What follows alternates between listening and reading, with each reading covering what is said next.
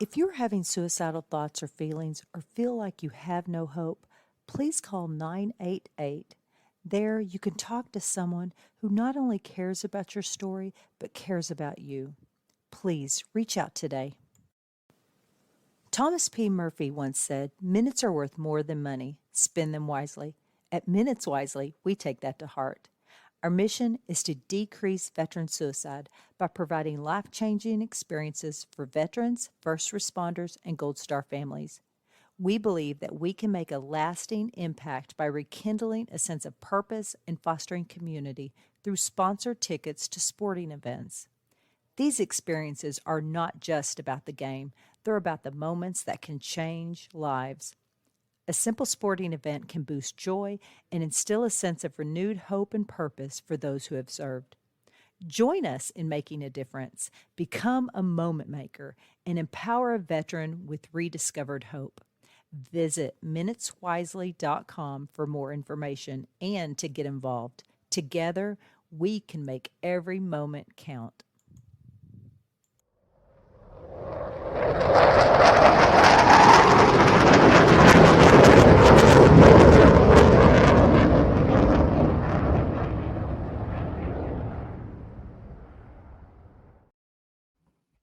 Welcome back to another episode of Scuttlebutt. What's going on, fellas? The Scuttlebutt Podcast. There you go. There you go. I'm tripping on my words already. It's been a long day, man. Sorry. No. Hey, you have. You've been up since 4:30, dude. I was expecting an email from you at 8:00 with Ryan's with this information for tonight. Yeah, I got super busy this morning, and it came out later, and I even screwed up the time on that. That's okay. Hey, it's on the calendar. Like I can never screw up. No, I even looked at the calendar before I wrote the email, and I still jacked up the time on it. But anyways, it worked out. It's okay. Hey, it all worked out. Yeah. So before we get started here, this podcast it funds. I wouldn't say it funds. It supports Minutes Wisely, which is a nonprofit I started. We send veterans, first responders, and Gold Star family members to sporting events. This past Sunday, we had a Vietnam veteran young lady go to. She went and saw the blowout of the Detroit Lions versus the Tennessee Titans, and she was super appreciative. Hey, I'm gonna get it, man. No, you are. You're appreciative. Yes, and so this lady she's been battling breast cancer, and she's had a rough go. So hopefully that lifted her spirits up a little bit. That's our way of saying thank you to the people that serve our beautiful country. And speaking of beautiful country, election day is a couple days away, so get out there and vote. It's very important, man. A lot of men and women lost their lives to give you the right to vote. All three of us voted. Everybody here on this podcast, we voted. Yep. I don't want to hear it. If you don't vote, man, don't complain. I think you should have to go through the rickets. If you don't vote, hey, you know what? You forfeited your right to say anything on Facebook. Yeah. Okay? Or Instagram or LinkedIn or whatever. And don't let the fine men and women that have died for this country, don't let them have died in vain. Like, get out there and vote. That's the least you can do for those people. Well, in Tennessee, we got until tomorrow for early voting. That's early voting, and then election day's on the 5th. So when this goes live, it'll be Sunday, so you'll have 2 days. So just get out there and vote. But anyways, I don't really have anything today. Do you have anything? VFW. Want to talk VFW? We've got the VFW Southern Conference coming up on November 7th to the 9th at the Music City Sheridan in beautiful downtown Nashville, Tennessee. It starts on my birthday, which I will be 40. Holy shit, 47. Oh my God, almost forgot how old I am. Holy shit. I'll be 47 November 7th. And then we've got a golf tournament November 8th. And then November 9th, I get to go to the inaugural Tun Tavern Gala in Philadelphia, Pennsylvania. And then November 10th, as you all know, it is the Marine Corps birthday. I will be joined with 6,000 other Marines for the groundbreaking ceremony an old historic downtown Philadelphia for the rebuilding of the Tun Tavern, which it will be rebuilt by next year, but it's just a groundbreaking. So if you are a Marine and you want to come, you can come. It's $20 for a shovel of dirt. That's what they're charging. Come on, it's $20. Yeah, get there. You flying? Get there. I know a lot of people that are going, so I can't wait. You driving or flying? I'm flying. I'm not, dude. I can't drive. I can't drive that far anymore. I get too tired. Hell no. But I do have. Oh, and I do have one thing to talk about before we get to our esteemed, amazing guest Ryan, who is fucking. I'm sorry, dude. We were talking before. He's fucking awesome. Number one in my book. But I just want to throw this out there for VFW leadership in Murfreesboro, Tennessee. Good luck. Thank you very much for the 3.5 years of my hard work, of Richard Fleek's hard work. I just want to say thank you in the most sarcastic of manners for getting rid of all the hard work and the money that I've spent, the time I spent away from my wife, to have you go back to where we wanted to get away from. So thank you from me. Thank you from Fleek. Fleek over here. We really appreciate it. I want to add, it only took you 5 months to close down the 5 months to close down 3.5 years of hard work. Started. Of all of my rapport building, going to city councils, going to county council meetings, like away from my wife and my beautiful dogs. Like, you should be. Never mind. You know what? No, that's it. I'm not gonna be mad. I'm not gonna be mad. It's done. But I'm gonna quote Fleek, who said this to me last week. It was a fucking kick in the balls. So thank you very much. Oh yeah, and by the way, thanks for the commander for not even telling the district commander of what they were doing. Appreciate that shit. That's awesome. And also, before I even knew that they were going to shut it down, when I heard that you're moving on to a district commander, and I'm not going to mention any names. She took it over. I sent her a personal message saying, "Hey, listen, if you need any help, I've been the commander of 3 different VFWs. 4. Wait. No, 3. Yeah, 3. Sorry. Call me. I will be happy to help you out. I don't go to a lot of meetings anymore because I do the podcast. I have 2 podcasts, I have a nonprofit, and I work full time. But if you call me, I will show up and I will help." I didn't get one phone call to ask me for help. Not one. It's too late. They already voted. That's just you're the one that sent me the text from the Facebook group. Yeah. I got a message one night, and it was this long message, and I was like, what the hell is this? They decided to shut down the post that we worked so hard to bring up. And at 92%, you didn't even try. 92% of the members are Iraq, Afghanistan, and Syria guys. We've got like 10 Desert Storm. And, and I recruited like 225 of those guys. But they're going to have a problem because they're at 38% membership right now. Everybody else is at either 70 or 80. So apparently they're doing something wrong. Well, I'm going to help them out because I'm going to call it. I'm going to transfer, and I'm not going to 45-75. Hey, move over to VFW 10904, man. We're a great post. Or 1893 VFW in Winchester. They're right on the lake. You can go fishing anytime you want. Talk to Commander Fraley. He's awesome. And it can be 45-75. All right. Not to mention, okay. Are we done? Okay, we're done. All the things that I've been doing at the nonprofit, cookbook sales. Do you think one of those people bought one cookbook or said, "Hey, good job," or "Here's $5"? No, not at all. I haven't heard jack crap from them. I don't know. Okay. Come to my events. I know. Well, it's hard to get them to come to any event. It's hard to get them to do anything. All right. Hey, you know what? They passed the buck. They gave it to, leaders. The leaders at 45-75. They actually know what they're doing. So I'm pleased with that. But you know what? We don't have to concentrate on that anymore. we can move on. We can concentrate on this podcast, on Minutes Wisely, and talking to veterans that actually are doing a lot of stuff in their community. And that brings us to our guest. So, Ryan, Mr. Hammer, which, by the way, that's an awesome name, Ryan Hammer.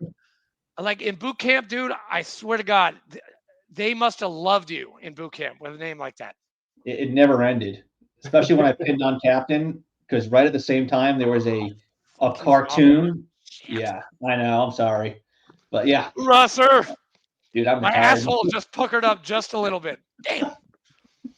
Yeah, you're good, buddy. But yeah, right when I pinned on captain, there was a TV show with Neil Patrick Harris and the dude, I forget the dude's name. The old dude from the Rookie, the TV show, The Rookie. Have you seen that one? I always see that on Facebook. Yeah, he was in Firefly and Serenity, right? That guy. I've never seen it. I don't know. I forget his name. Anyway, so this show came out, and it was a parody where Captain Hammer was the savior, but he was also a womanizer and an asshole, and would talk down to everybody, but do it like from a "I'm better than you," and then hook up with the girls.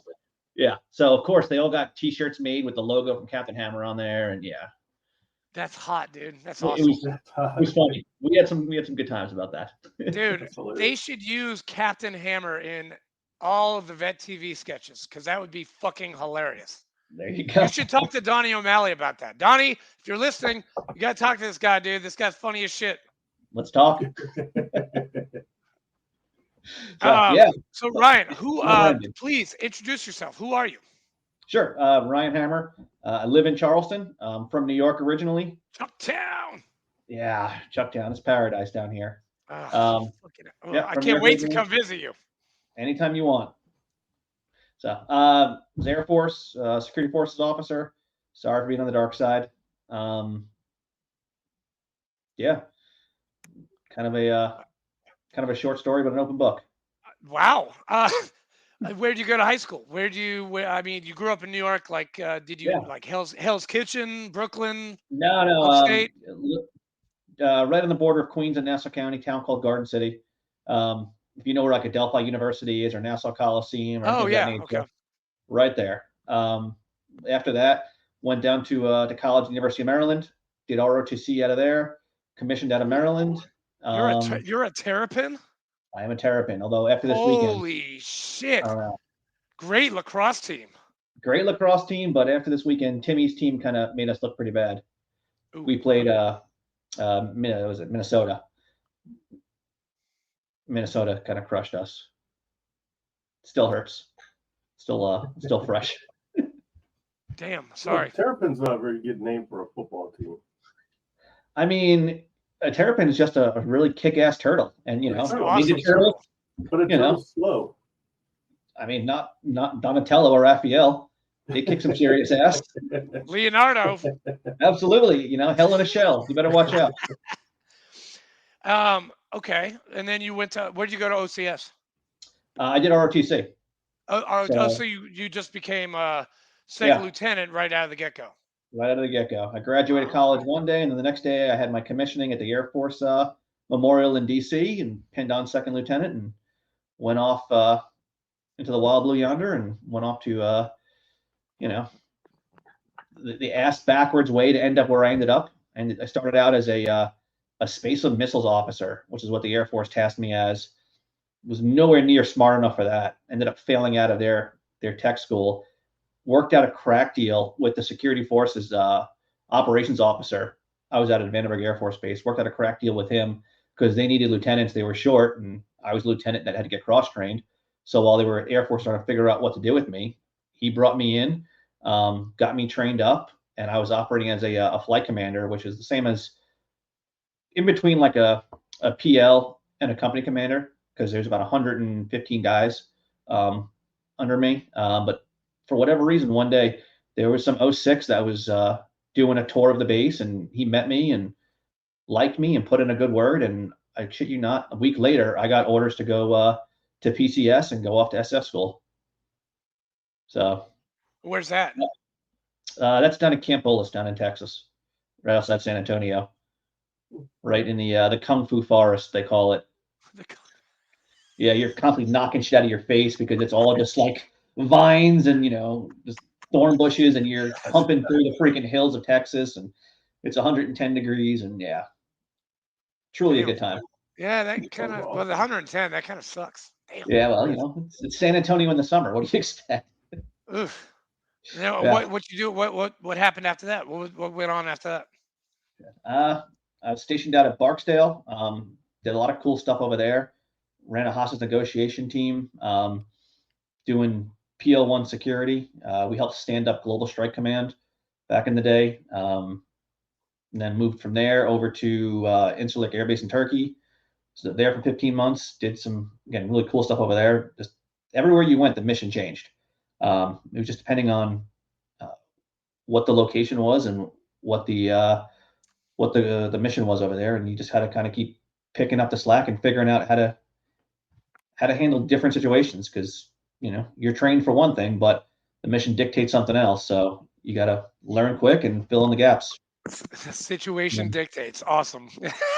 Absolutely. I haven't heard that in fucking forever, man. Damn. That's my life every day now. Situation dictates. Figuring out the deltas and trying to fill them. And the Turkey's great. I was there in 07, Marmaris. We docked into Marmaris. I went to Ephesus, and we were there for like maybe 6 days, but we didn't do any cool shit. Like, we saw the country, but like, what did you do in Turkey? Like, give me an example of a mission you did in Turkey. So Turkey has assets, and read between the lines when I say assets, that need to be secured. It's the only base in the Middle East that we've got stuff of that nature. So we obviously had to secure it from. This is Al Qaeda. This is before ISIS was ever a thing, or ISIS was at least big. So we had to, Al Qaeda was obviously knocking on our door, because where you were, I'm assuming, was the western side of Turkey, whereas more Europe. Yeah. We were on the border of Syria, so the eastern side of Oh. Turkey. And yeah, it's not the best place to house what we housed, but it's where it is. So yeah. Did you have to learn Turkish? You learn a lot of Turkish over there. The food is delicious, but I was there right when we shut down going off base. Oh. So yeah, the environment changed. I don't want to say too much. I don't know what's No, of course. It's been a few years since I've been out, but yeah, it's the environment changed when I was over there, and it went from being a comfortable tour to more of a higher threat tour. They gave us a PowerPoint presentation at every, like, I was on a Navy ship. Thank you, Fleek. That's why I love the Navy, because I was on the ship for 7 months, and I love it. I love the Navy. We docked into Marmaris. We were given a PowerPoint presentation at every port we went to. And for Turkey, the one thing I remember is that never rip up the money, because you could definitely go to jail for disgracing the picture of the president that's on the bill. You could definitely go to jail for that. Was that a thing? People tearing up money? Yeah. Were they paying you guys that well? Yeah, because I wasn't paid that well. Tearing money. It's a lira, the Turkish lira, right? Yeah. Shit. You know how drunk Marines are. I still, hey, we got to drink in Turkey. It was fun. Yeah. Turkey was, like I said, it's a cool place, depending where you are. I heard Turkey is beautiful. Where I was, it was. I don't know about Incirlik. I've never been up that way. So it reminds you a lot of. You ever been out to California, like Central California? Yeah, that's where I was stationed. Were you? So it's a lot like Central California, where it's very, very hilly, a lot of grass hills, really, really just natural beauty. The one sad thing about it was when we were over there, you would stumble upon Roman ruins all the time, and you'd see graffiti on them, and they were just shit on like it didn't matter.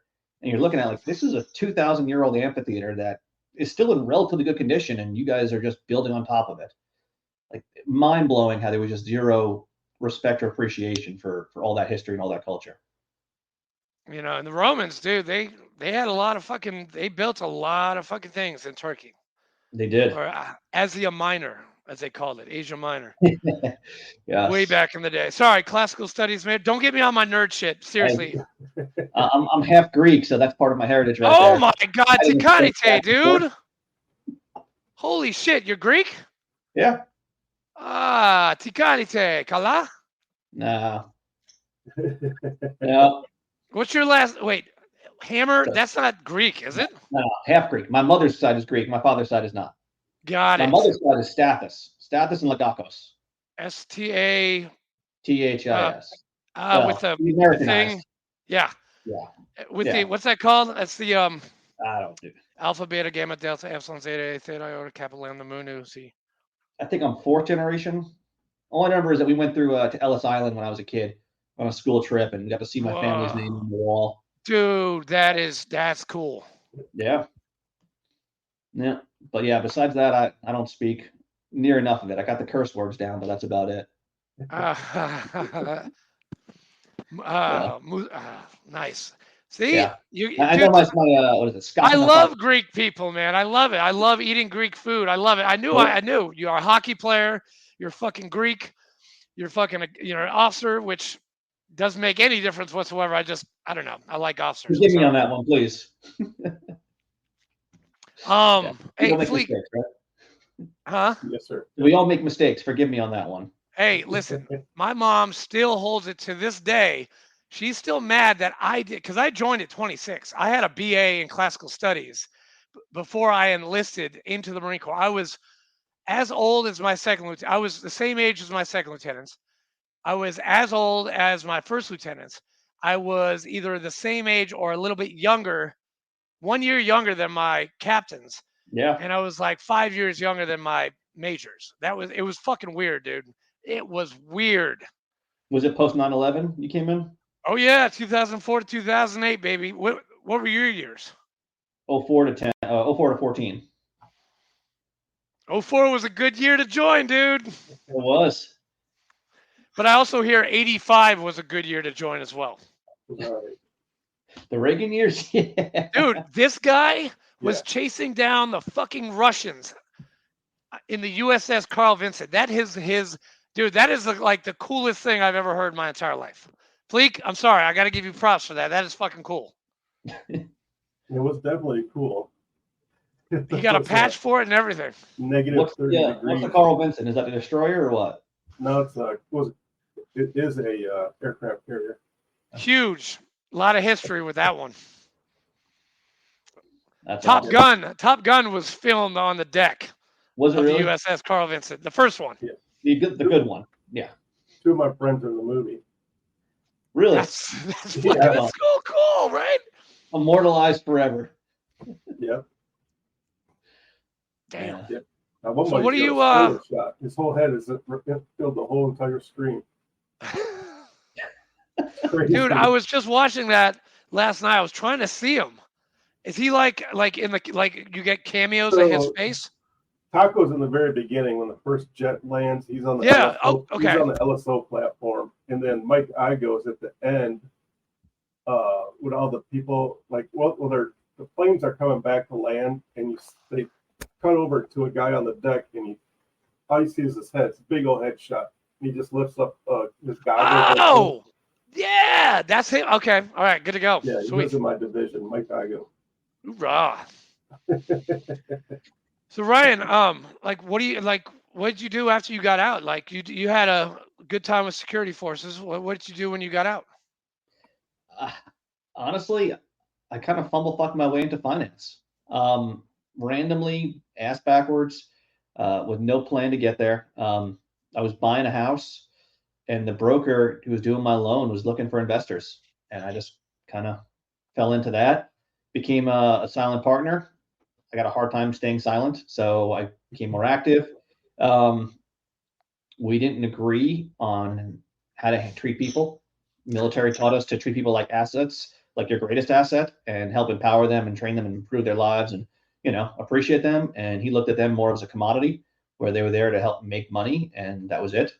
So we went back and forth for quite a while, and I couldn't change his mind on how how to view that. So I ended up cashing out my my stake, got my license to become a mortgage originator, worked my way up from an originator to a sales manager to a branch manager, and just kept going that way.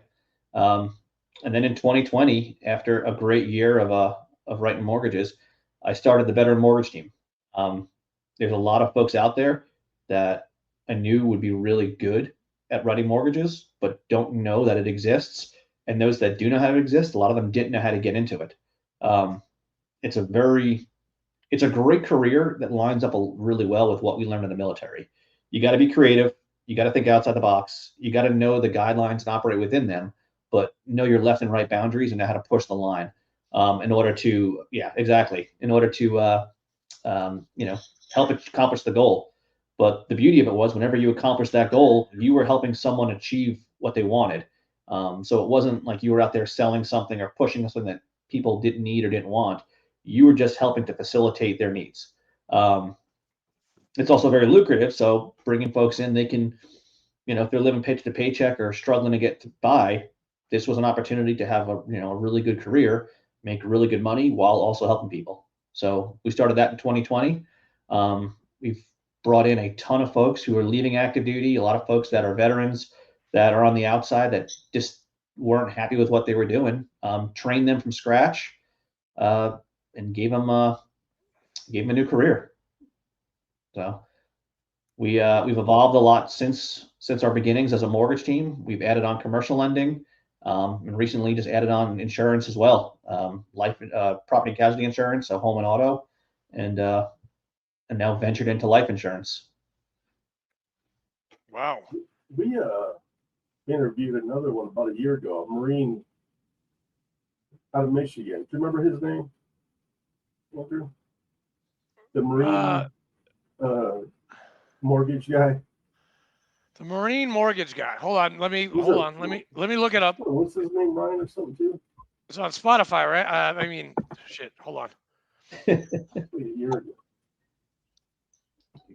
He's a mortgage guy, huh? Yeah, he lives in Grand Rapids, Michigan. Nathan Ranaba, John Barry of Barry Law. No, it was a long time ago, over a year ago. It was a year ago? At least. Okay, I'll find it. But I'm They really knew each other. well, it's funny. It's funny that you talk about knowing people, because I just stalked the shit out of Ryan, and Ryan and I, and probably you, Fleek, we have a lot of the same friends. Yes. Greg Pease, you're friends with Greg? It's scary, right? Social media has made this world so freaking small. Dude, Greg, he's a fellow Marine, but he's a mortgage guy. He's doing that shit down in Spring Hill or Mount Juliet or something like that. And you're friends with Eric Hopper, he's the senior Army instructor at the Blackman High School, and he's a member of our VFW. Yeah. It's fucking crazy. So the dude I was thinking of is Brad Stenson. Oh yeah, Brad. Yeah, that's right. He goes by the Mortgage Marine. And your friends, there's a very small collection of folks out there that are doing it. There's about 52 or 3 right now that work with us, that we brought in and trained. But across the country, there's only a handful of us, and there's a lot of veterans out there that want to use their VA loan. And I mean, anybody who's not a veteran who's trying to do VA loans is at a severe disadvantage because they don't understand what it's like to PCS from actually doing the PCS. Yeah. So, we have the distinct advantage because, we get it from all sides. We've done it ourselves. We're not just the one doing the work, but we've lived it. So we can speak from experience. Yeah. Damn. Dude, sorry, I'm going to make a big post about you tonight. Emphasizing you and your business. I just I had to. So just add me as a friend, which, by the way, I just found my mortgage guy for South Carolina. So in 7 years, we're going to need a house. There you go. And I really, if you can get me 2.7 on a mortgage in South Carolina, that'd be great. I will do my absolute best. No, I don't think that's coming back. Huh? I don't think that one's coming back. Hey, 3-7. I could see 3-7 coming back. 2-7. no, 3-7. No. You know where we are right now? We're in the 7s right now. Yeah. Well, I'm locked in. Oh yeah, but the rest of the country is not. They're playing Wow, 7. they're at 7s. Yeah. Oh shit, that's a lot. Yeah. That's a lot. Yeah, someone, I don't know if they jokingly or if they truly believe it, but someone put out a post yesterday thinking that we're going to 9%. Yeah, you never know after November 5th. We'll see what happens. That'll dictate where we go, a big part of that. But I don't think we'll go anywhere near 9. I think we're towards the top of it, and we'll start to see it coming back down. Truthfully, I think we'll see it land around somewhere in the 4s, 4.5, maybe 5%, and as a top out, and then you could buy it down lower if you wanted to. Do you now you as a mortgage guy, do you have a realtor in your back pocket like that you usually use, or do you do that stuff yourself too? My wife. Nice. So not quite my back pocket, but Good. Yeah. Can't wait to meet her. That's awesome. Hey, Absolutely. we'll be in. Yeah, we always go to Charleston or Savannah like once a year. We'll be seeing you me and my wife Katrina will be seeing you very soon. No. Charleston or Greenville. Pick which one you want. I love Beaufort. I love Charleston. I love Bluffton. I hear Greenville. I hear is like the new up and comer of South Carolina. The nice thing, the summer, the humidity is almost non-existent compared to Charleston. I just, everywhere we're looking, because we want like ocean, but like we all got to buy. What do we have to buy? If you're to buy an ocean, what do you have to buy? Mountains or lake. Flood insurance, right? Well, you need that anywhere you are. Doesn't matter where you are. You need flood insurance. Just look at North Carolina. Dude, I want to go to Naples, Florida, but like flood insurance in Naples, that's disgusting. You don't want Florida right now. I don't? No. Florida's insurance is going to be destroyed next year. Honey, you hear that when you watch this? No Florida. Florida's out. Sorry, Florida John. What's going on with their insurance? What about Virginia? How's that?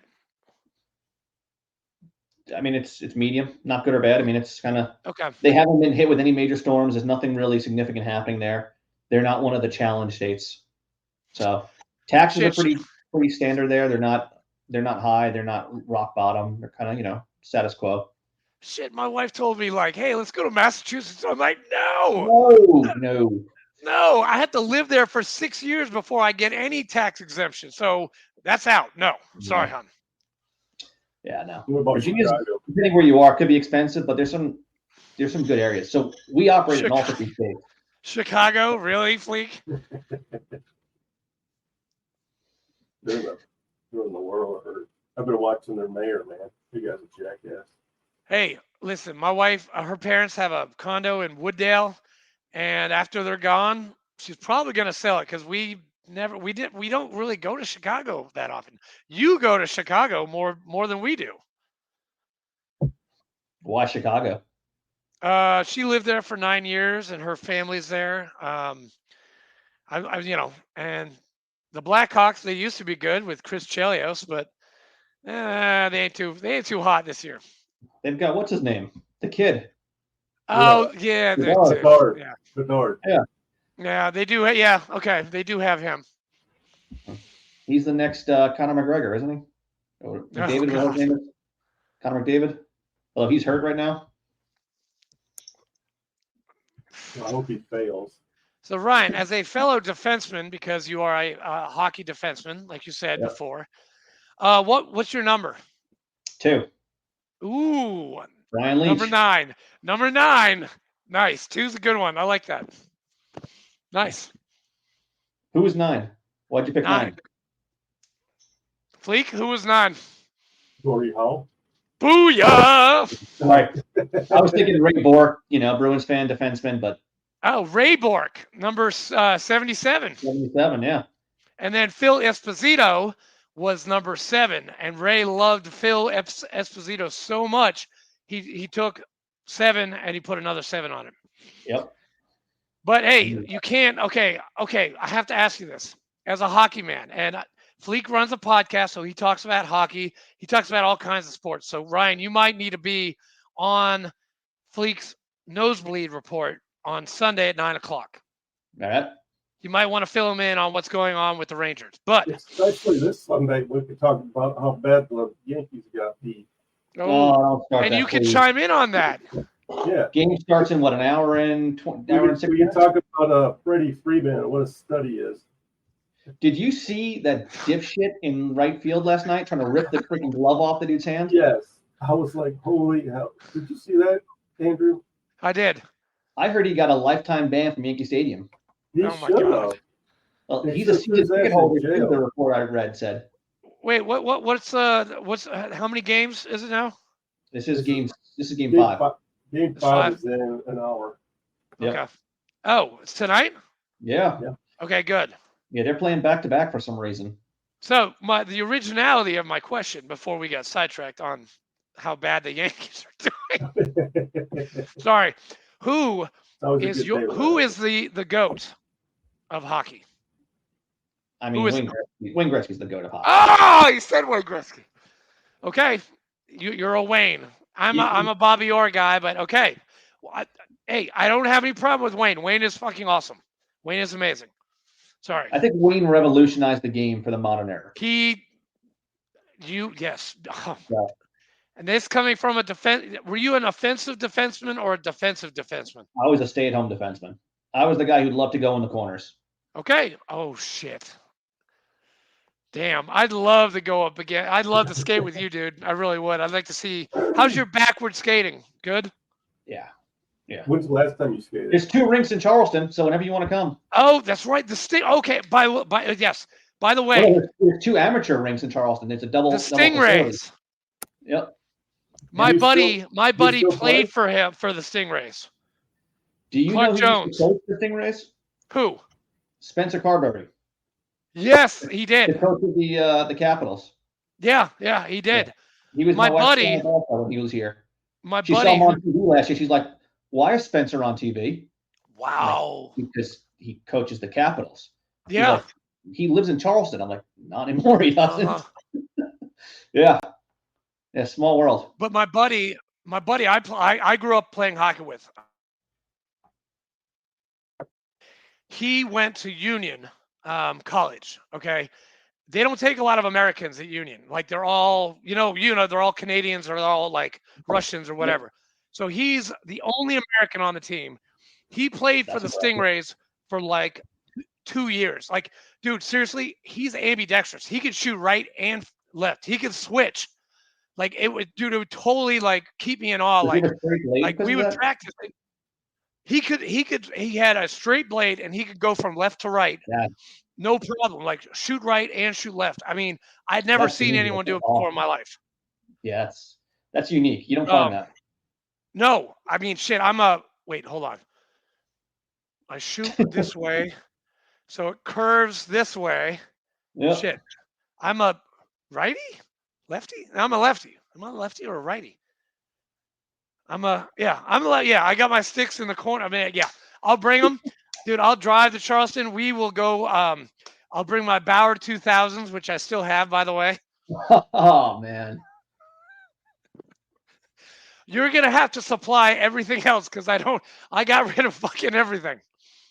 I started playing again a couple of years ago in a men's league, and I bought a lot of new stuff, but I showed up there the first time with my old wooden sticks from when I was a kid. And they looked at me, and they're like, "What the hell is you using?" I'm like, "What's wrong with wooden this?" sticks. Yeah. I mean, I got 6 of them in the corner. sticks. I just cleaned my garage. I got them. I Yeah, got now a they got Russian. all this fiber nonsense. I got Kohos. I got Dynamos from Russia. I Yep. got the V1. Victoria. Is it Victoria? No. What's the V1? Damn. And I do have one Easton with the aluminum shaft, which that's garbage. I hated it when they came up with those. I hated those sticks. Damn. I mean, you Yeah. kept on buying new blades because, dude, I'm sorry. I had a pretty goddamn good fucking slap shot. And I would break those blades like you would not believe. Yeah, but the blades were cheap at least to replace. Yeah, they were cheap, but I kept on buying. Like I would buy like 15 at a time, and I would go back like every month. Have you seen the price of sticks now? I don't even want to know how much. How much Like today $300 to $400 a piece, and they're for snapping in us half for a stick? for a single stick. It's a freaking racket. Yeah. So every time you watch a hockey game and you see a stick get broken in half, $400 out the door. I can't even imagine what skates cost now. Like $700, $800, $1,000. I bought a pair of mine. This is back pre-COVID, like 2000, I want to say 18 or 19. I think I paid $1,200 for mine. Yeah. Now, granted, they're custom skates.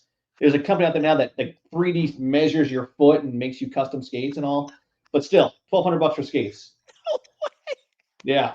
That's dude. I remember my parents would buy me skates like when I was a Pee-wee, a squirt, a Bantam, Yep. and dude, they were like less than $600. Oh Like yeah. they were like maybe I could get a deal like 450. Skate sharpening, $10 down on 128 in fucking by Brooks, where I played hockey at Brooks in North Andover. We go down 128 to the skate shop. $10 for skate sharpening. I can't even imagine what that is. Now they're asking you what kind of cut you want and how deep you want it, and there's a whole science behind it. It's What? insane. Yeah. Yeah. The first time I started playing again, the dude asked me, "How do you want to cut?" I was like, "Oh, just cut them." Just fucking sharpen it. Yeah. Yeah. Just I run it thought I was a along the dumbass. thing. Like, I was Three completely out of my times, you're element. I don't know, dude. When I played high school hockey, we didn't have a cut. You just brought it to the dude. You dropped your skates off. You cut them. You came back an hour later. They were done. They were good. Yeah. Fleek, did you play hockey? I'm sorry, we're keeping you out of like the conversation. I played pickup hockey. I never played organized. Okay. So Like pond pickup. hockey? Oh, that's where I lost my tooth. Pond hockey. Yep. Yeah. Mine was in an asphalt parking lot playing roller hockey. Oh man. Do We didn't have you to remember? on Island. I had Gretzky wings, dude. Did you really? The rollerblades, the green and the black, the camouflage ones. I had Gretzky wings. I think I bought those in like 89 or 90. Dude, it was fucking awesome. Yeah. Oh, dude, seriously? Dude, I can't wait. When we get to Charleston, we're taking you and your wife out to dinner. We're going to slightly north of Broad. I swear to God, it's on me. I swear to God, I love that restaurant. We're going. There's a new place that my parents just went to for my dad's birthday a few weeks ago. What's it called? I don't know what the hell the name of it was. They brought home some. They live, half a mile away, so I went to go see him for his birthday. They brought home the leftovers. It was $200 for a 28-ounce porterhouse with a 2-pound lobster. But this place, they scoop all the lobster meat out, marinate it in like some kind of cream and butter sauce, put it back into the shell. I shit you not. They brought home half the lobster, and I just devoured the thing. All right. I'm looking that up right now. It's in an old laundromat, they said, that they recently converted from like a large commercial laundromat place down off of East Bay Street. I don't remember the name of it. But yeah. Hold on, Charleston. Even as a leftover, it was probably the best lobster I've ever had in my life. And that's saying a lot. Azure? No, let me see. Sorrel. Where the hell is it? Where's East Bay? Iron Rose. The James. Ooh, that looks nice. Yeah, it's the Natural on Johns Island. Oh, that seems nice. Yeah, Charleston has become pretty swanky. Oh, Legami. Oh, Could that's be. on King. That's on King Street. This wasn't King. I'll have to ask them. Okay. And let you know what it was. But my God, it looks Legami. It's a 4-star and it looks fucking fancy as shit. Damn, dude, I can't wait, dude. I cannot wait to go back to Charleston. I love. I grew up in Savannah, like 17 years. But Charlestonians and Savannans, we've been duking it out for years. Of like, who's the better city? I mean, Charleston obviously is. But Oh Savannah's got a my! nice- I can't believe you just said. Okay, well I knew you're biased. It's okay. I was gonna say Absolutely. Savannah, but okay, that's cool. That's cool. I mean, Charleston's got more going on. You know, Savannah's awesome. It's a smaller city. Wait, Charleston's got more beaches. how many movies have been filmed in Charleston, and how many movies have been filmed in Savannah? I'm gonna assume a lot from both. Yes. I mean, I Glory, mean, Glory was filmed in Charleston. Glory on the beach, yes. Okay, but we had Midnight in the Garden of Good and Evil. We had The Patriot. You guys, shit, The yeah, that was a Patriot. good movie. Yeah, that was That was a Forrest good Gump. movie, yeah, Forrest Gump is. Forrest Gump. Wasn't that Buford? No, it was in Chappaqua Square, where he was at the bus stop. That's in Savannah. Yeah, but then they filmed the Nom scene in Buford. In Buford, And they yes. filmed the Okay. James scene in Buford. It was half and half. It was half and half. I mean, the Buford's not really Charleston, so that and was, I think doesn't help Alabama out. too, or something like that. I don't think they filmed anywhere in Alabama. I think it was all Charleston and Savannah. Or Do you remember Sacramento the and Savannah. Longest Yard, the first one with Burt Reynolds? Yeah, the good one. The good one. The first scene is in Savannah, like down when he gets caught with those row of palm trees. That's Victory. That's Victory Drive in Savannah. That's pretty cool. But I will give you Charleston. The beach, though. Dude, Charleston, dude, you guys have the Battery. We have to go to Tybee to our beach. Yeah. Now we don't, but you guys do have. You have Johns Island. You have Defusky. You have Isle of Palm, Folly Beach. Folly Beach, yep. You know who lives on Folly Beach that I met, and I still think she's hot as shit. She's that girl in American Beauty. What's her name? She almost made it with Kevin Spacey. She lives in Folly Beach. What the fuck's her name? Damn. But I met her. Oh, dude. You're losing it, man. Huh? You're losing it. I know. It'll come to me in like 10 minutes. If you said her name, I would have known anyway. So you can make one up if you want to. I'll believe you. Mina Suvari. Mina Suvari lives on Folly Beach, and she's hot as shit, and she's still hot as shit, and she lives out there. And I met her at a oyster roast. It was awesome. Those are fun. I love a good oyster roast. Yeah, but see, we're in Tennessee. We can't have any. There's no fresh seafood here. None. No. Zero. Where'd you get some trout or something from the mountains? Huh? Trout, rainbow trout or something from the mountains, from the streams? Nothing? No? Hey, I wait till I go to Savannah and I go to, Jacksonville or Vero Beach or East Coast before I get my fill of seafood. Well, when you move here, you'll have it nonstop. Oh, dude, I can't wait. I'm going to. Is that chicken place still on 17? The something Pecker. I don't know. Oh yes, right south of Charleston. It looks like an old. You know exactly what I'm talking about. Absolutely. When I was at, when I went to the VA on B Road in Charleston, I used to spend the night in this podunk hotel, and right across the street or slightly near it was Pecker's or something. This chicken shack, and it was awesome. They had the best wings I've ever had. I'm not gonna lie, I've never stopped there. I've driven past it 1,000 times. It's a little weird going in, but the food is really good. Yeah. Usually when I'm driving past it, I'm driving down to like Jacksonville or Florida or something. Oh yeah. And that's probably right at the beginning of the trip where I don't need to start diving into fried chicken because I got nowhere to stop after that. Oh yeah. So, yeah. It's a little far for me to grab dinner, but it looks good. Well, I love this trip down memory lane. Ryan, you are hey, Fleek, seriously, does he remind me of like me? Like he's got a story for everything, just like I do. I mean, it's fucking touching yourself. I'm not gonna judge you. Everyone's got their thing. Judge not, lest ye be judged. Just kidding. I'm not gonna go that way. Andrew, let me ask you. Do you have your questions out? Do you have? Oh, wait. Hold on. Yeah, I do. Hold on. Give me a second. They're in my binder somewhere here. You got it printed out? I have it, dude. Just for you, I have. This is how much I love you. I have everything in my life printed out in this binder right here. Everything. Shit. See, I got the dog stuff.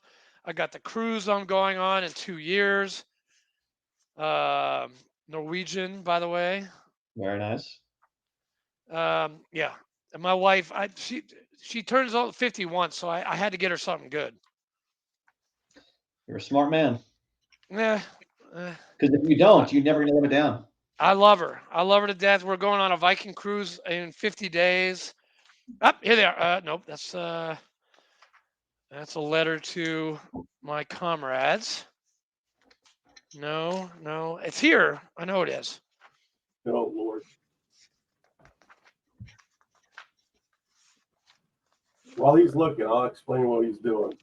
No, go ahead, man. at Talk the end of amongst the, yourselves. At the end of the podcast, we usually ask our guests to pick a number 1 through 10, and then whatever number they pick, it corresponds to a question, and we try to get some insightful answers out of you. Rock on. But Andrew is very. I know. I'm trying to find. Where's yours? I was going to have you ask it this time. You want me to just ask it? Yeah, go ahead. Go ahead. I can't find it. Damn it. I'm sorry, Ryan. You're good. Always forgiven. Shit. All right. You're supposed to have it on your desktop. That way you just Yeah, pop it up. dude, it's on my phone and it's in my it's supposed to be in this fucking big binder, by the way. And I This is can't big find binder. it.